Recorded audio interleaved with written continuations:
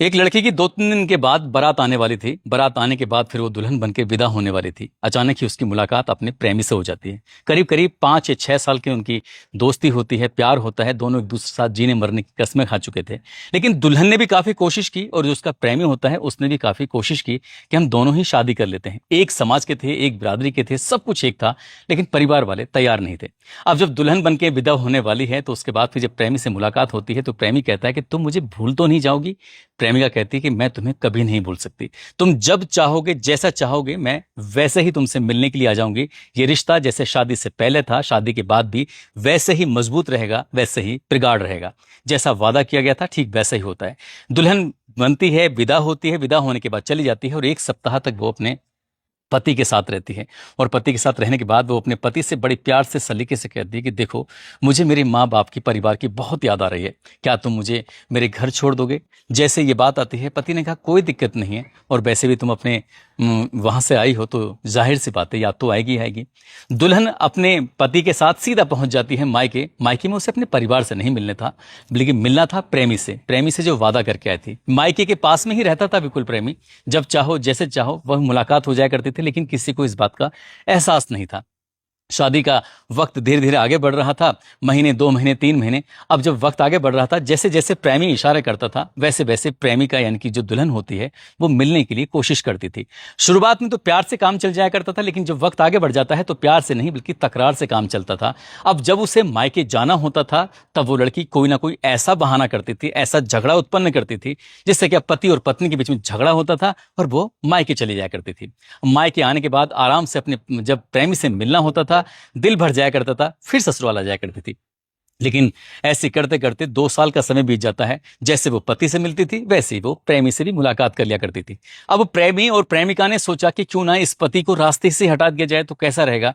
इसके लिए बड़ी तगड़ी प्लानिंग करते हैं। फुल प्रूफ प्लानिंग होने के बाद कत्ल कर दिया जाता है। कत्ल होने के 10 दिन तक किसी को इस बात का एहसास ही नहीं था। दरअसल ये मर्डर है। उसको लोग सामान्य एक मौत समझ रहे थे, लेकिन सामान्य मौत नहीं थी। एक सवाल पूछा जाता है दुल्हन से, और जैसे सवाल पूछा जाता है उसने सवाल का जवाब जो दिया, उस जवाब में ही कत्ल का राज छिपा हुआ था।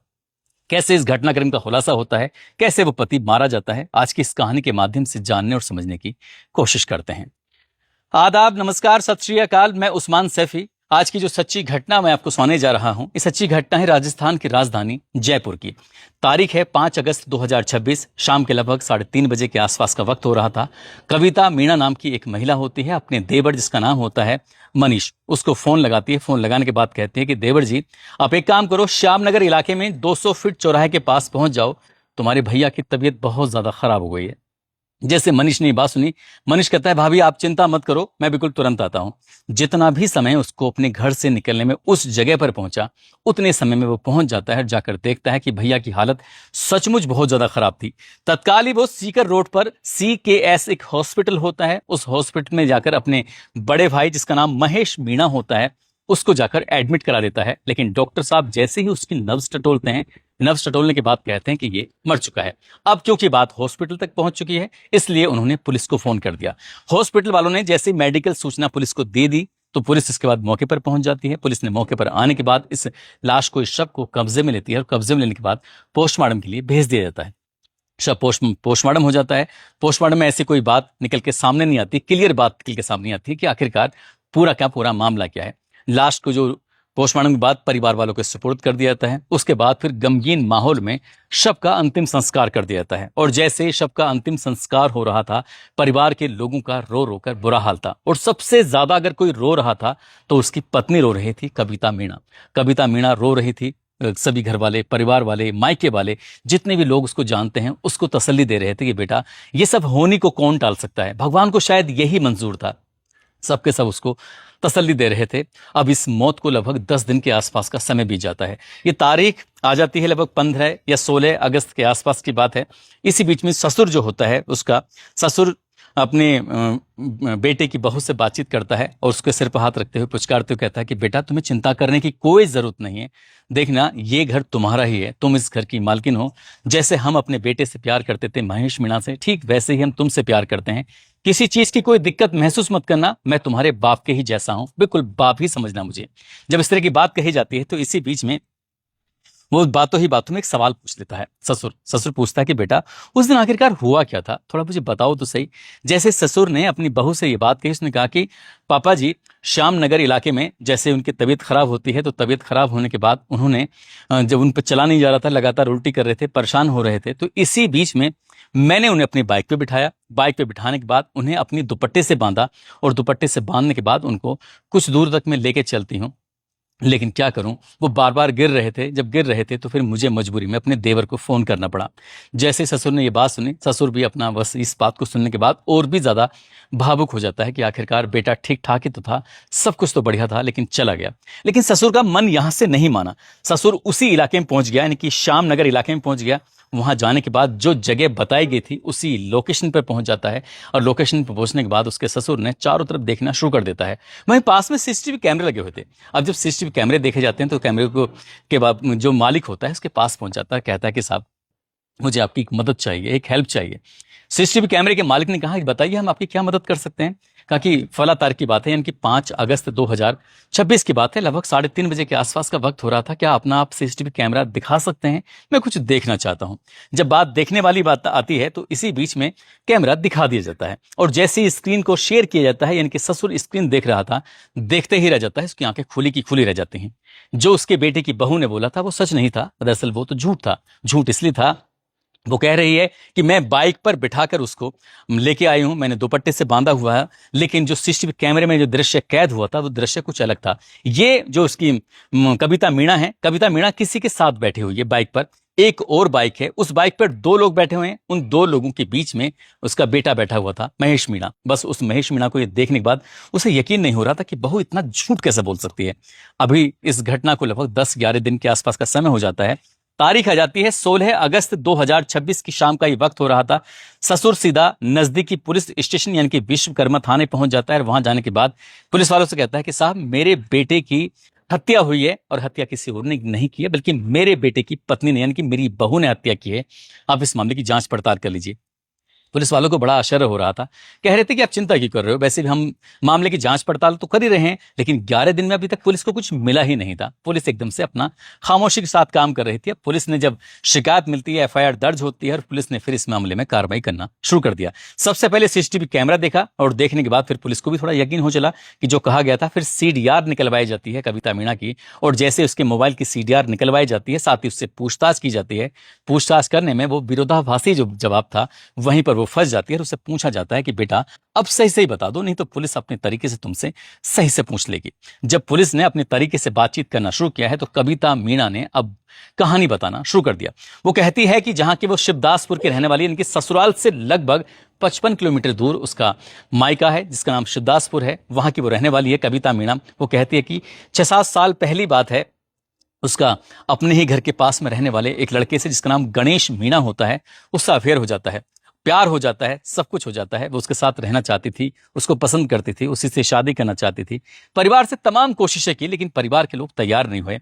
परिवार ने सिर्फ देखा तो सिर्फ महेश मीणा को देखा, जो कि मल्होत्रा नगर का रहने वाला है, जयपुर का रहने वाला है। जब परिवार वालों ने उस लड़के को देखा, लड़का पसंद आ जाता है। वो अपनी बेटी से कहते हैं कि बेटी तुम्हें कहीं इधर उधर जाने की जरूरत नहीं है, तुम्हारी शादी होगी तो उसी लड़के से ही होगी। जब उस लड़के से शादी वाली बात आती है तो आखिरकार लड़की को यानी कि कविता को अपने परिवार की बात माननी ही पड़ती है, और धूमधाम से शादी हो जाती है। यानी कि 6-7 साल का जो प्यार था वो छूट जाता है पीछे। लेकिन एक कसम खा के आई थी, एक वादा करके आई थी कि हम दोनों मिलते रहेंगे। जैसे शादी से पहले रिश्ता था, शादी के बाद भी रिश्ता वैसे ही कायम रहेगा। शुरुआत में प्यार से अपने मायके आ जाया करती थी, लेकिन बात जब नहीं बनती थी तो तकरार करके, लड़ाई करके, झगड़ा करके मायके आ जाया करती थी, और मिलना जुलना इसी तरह से चल रहा था। और ऐसे चलते चलते 2 साल का समय बीत जाता है। जब 2 साल का समय बीत जाता है तभी प्रेमी और प्रेमिका आपस में परिवार में मशवरा करते हैं, सलाह करते हैं कि यार कैसे चलता रहेगा ये सब कुछ, क्या ऐसे ही चलता रहेगा। लेकिन इसी बीच में एक और बात हो जाती है। जो कविता है, इसके बहन जो होती है, उसकी महेश के परिवार में ही एक लड़के से शादी कर ली जाती है।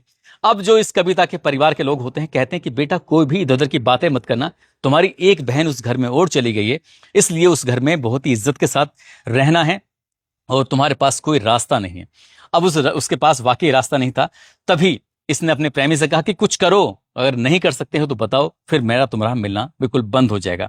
तभी प्रेमी कहता है कि चिंता मत करो, मेरे पास एक बेहतरीन प्लानिंग है। और प्लानिंग ऐसी है, गांव में एक व्यक्ति खत्म हो गया था, आज तक उसका किसी को पता ही नहीं चला। अब उसके बारे में जो पूरी कहानी बताई जाती है तो उसके बाद फिर इंतजाम किया जाता है। यानी कि कविता अपने पिता से संपर्क करती है। संपर्क करने के बाद कहती है कि पिताजी, गेहूं आने वाले हैं, कोठी में गेहूं रखे जाएंगे, खराब हो जाते हैं, घुन लग जाता है, दवाई का इंतजाम करने की बात है। सासू माँ ने बोला है, यकीन ना हो तो बात कर लीजिए। अब सासू माँ से बात भी करा दी जाती है। अब पिताजी ने गेहूं में रखने वाली जो दवाई होती है उसका इंतजाम कर दिया जाता है। जब पिताजी लाकर दे देते हैं, कविता उसमें से थोड़ी सी दवा अपने पास रख लेती है। इतनी दवा जब किसी व्यक्ति को दी जाए तो उसका काम तमाम हो जाए। 4 महीने पुरानी बात है, किसी को इस बात का एहसास भी नहीं था। अब उसमें गेहूं में दवा रख दी जाती है, थोड़ी सी दवा अपने पास रखती है। उसके बाद फिर ये वक्त का पहिया आगे बढ़ जाता है और 5 अगस्त 2026 का सुबह सुबह का वक्त हो रहा था। कविता अपने पति महेश मीणा से कहती है, अजी सुनते हो, चलो आज मंदिर चलते हैं, मंदिर भी घूम के आ जाएंगे और साथ ही वो मुझे कुछ दवाई भी लेके आनी है। पति से बड़े सलीके से, बड़े प्यार से जब उसने कहा तो उसका पति मान जाता है। सुबह 9 बजे के आसपास घर से निकलते हैं, पहले दवाई लेते हैं। दवाई लेने के बाद नई नाथ धाम लगता है बस्सी में, वहां पहुंच जाते हैं। वहां आराम से घूमना फिरना होता है। उसके बाद फिर वो वहां से निकलते हैं। निकलने के बाद कहती है कि सुनो, मुझे ना बहुत जूस पीने की तलब हो रही है, चलो जूस पीते हैं। जब बात जूस पीने वाली आती है तो पति कहता है, मेरी तो इच्छा नहीं हो रही है। तो वो कहती है कि तुम्हें मेरे प्यार की खातिर तो पीना ही पड़ेगा। अब 2 गिलास बनवाए जाते हैं। न जाने कब मौका मिल जाता है, जो दवाई उसने गेहूं में डालने के लिए अपने पिताजी से मंगवाई थी, वही दवा का इस्तेमाल वो जूस में कर लेती है और अपने पति को पिला देती है। 30 मिनट तक उसके पति को इस बात का पता ही नहीं चलता कि उसने जूस के अंदर जहरीला पदार्थ भी उसने अपने सेवन कर लिया है। उसके बाद पति पत्नी बाइक पे बैठते हैं और बाइक पे बैठने के बाद चल देते हैं। लेकिन लगभग 30 मिनट के बाद जब बाइक चलते चलते उसने अपने मायके की तरफ बाइक को करवा लिया था, शिवदासपुर की तरफ, और जैसे मायके की तरफ बाइक जा रही थी उसकी तबीयत खराब होने लगती है, बाइक रोकी जाती है, लगातार उल्टी पुल्टी उसको होना शुरू हो जाती है। और जैसे उल्टी पुल्टी हो रही थी, इस बीच में वो इंतजार कर रही थी कि कब मरेगा।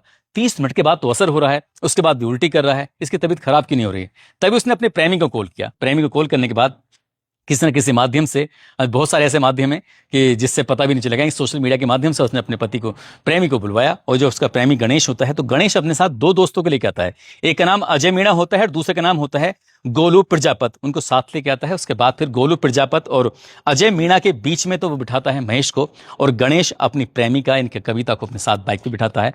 और ये बाइक को लेकर लगभग 2 से ढाई घंटे तक इधर से उधर घूमते चलते रहते हैं। बस इनका एक ही मकसद था कि महेश कब अपने प्राण त्यागे। जब बिल्कुल मरने की स्थिति में होता है, जब वो श्यामनगर इलाके में 200 फीट चौराहे के पास पहुंच जाते हैं, तभी कहते हैं कि चलो एक काम करो, तुम इन्हें यहां छोड़ो, बाइक छोड़ो और यहां से निकलो। अब वो प्रेमी के दोनों दोस्तों को वहां से निकाल देती है। निकालने के बाद अपने पति का इंतजार कर रही थी कि कब इसके प्राण निकले, क्योंकि वो मरने की स्थिति में पहुंच गया था। इसी बीच में देवर को फोन करती है, देवर को मौके बुला लेती है।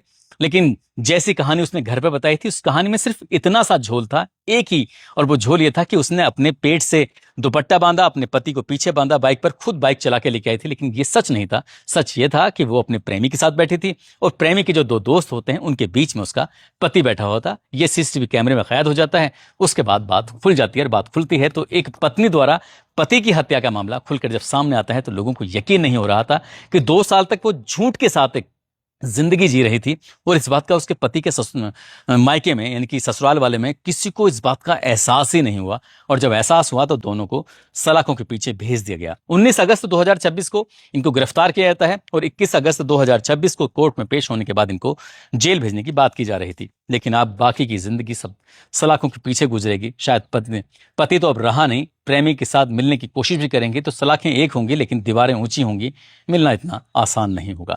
दोस्तों, इस पूरे घटनाक्रम को सुनाने का उद्देश्य किसी को परेशान करना नहीं है, किसी का दिल दुखाना नहीं है, बल्कि आपको जागरूक करना है, आपको सचेत करना है। इस कहानी में वाकई एक गलती जरूर हुई है, और वो गलती है कविता के परिवार वालों की। जब शुरू से लेकर आखिर तक वो अपने घर वालों से, परिवार वालों से बातचीत कर रही थी, वो अपने प्रेमी के साथ रहने की बात कर रही थी, तो घर वालों को मान जाना चाहिए था। कम से कम एक कत्ल तो नहीं होता।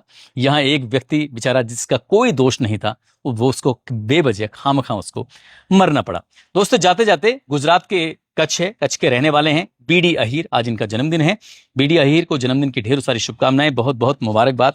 और कुछ लोगों ने नाम लेने की अपील की है। लखनऊ से आदित्य यादव हैं, अभयपुर सोहाना हरियाणा से सौरभ खटाना, कच्छ गुजरात से बीडी अहीर जिनका नाम अभी हमने लिया था, मुंबई से हैं मोहम्मद दिलशाद, कोलकाता से मोहम्मद जाहिद हुसैन, मलकाश टोप्पो, सोपोर कश्मीर से हैं जैक राइडर, श्याम सुंदर विश्वकर्मा, प्रदीप मिश्रा, सतीश चंद, जाफरकर हुसैन, राकेश कुमार गुप्ता, जुबैर खान, मीरा भारती चित्रकूट से हैं, ऋषि बरदाना, सलीम अल्तर आज़ाद, मुजीब राणा, फैसल इस्माइल वाला, इन लोगों ने नाम लेने की अपील की थी। आप सब लोग अपना ख्याल रखें, सुरक्षित रहें। जय हिंद, जय भारत।